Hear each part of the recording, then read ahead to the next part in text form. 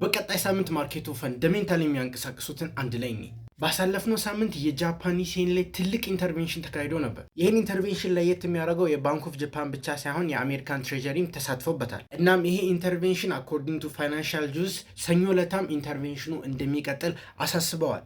ጃፓኒስ ትሬደርስ ጠንቀቅ በሉ፣ አደር ቮላቲሊቲም ሊከሰት ይችላል ኢን ማርኬት።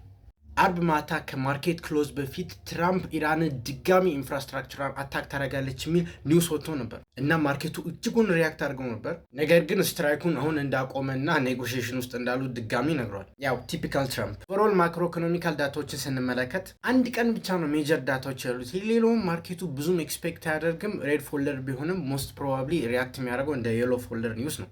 አርብ ከሰዓት 9 ተኩል ላይ ኤንኤፍፒ አንኤምፕሎይመንት ሬት እና አቨሬጅ አውርሊ ኤርኒንግስ ይለቀቃሉ። እንደተለመደው ስፖትላይቱን የሚይዘው ኤንኤፍፒ ይሆናል። ነገር ግን ፌድ አሁን ፎከስ እያደረግኩኝ ያለሁት ሬንጅ ኦፍ ዳታ ኦር ኢቨን ትሬንድ ኦፍ ዳታ ስለሆነ ዋን ሲንግል ፖይንት ሜጀር ሪያክሽን ያሳያል ተብሎ አይጠበቅም። እርግጥ ልክ ዜናው ሲለቀቅ ቮላቲሊቲ መኖሩ አይቀርም። በእርኒንግ ሳይድ ላይ ደግሞ ስንመለከት ሰኞ ከማርኬት ክሎዝ በኋላ ፓላንቲር፣ ማክሰኞ ከማርኬት ክሎዝ በኋላ ኤኤምዲ ይኖራል። ጀነራሊ ስለ ኤአይ የሚወጡ ዜናዎች ማርኬቱን በዚህ ሰሞን እጅጉን ተጽዕኖ ውስጥ እያደረጉ ነው። እናም ባሳለፍነው ያሳየሁት ፕሪዲክሽን ፕሌይ ኦፍ እያደረገ ነው። ሳምንቱ ኦቨርኦል ይህን ይመስላል። ግራ ለተጋቡ ትሬደር ጓደኞቻችሁ ሼር እና ፎሎ ማድረግ እንዳይረሳ።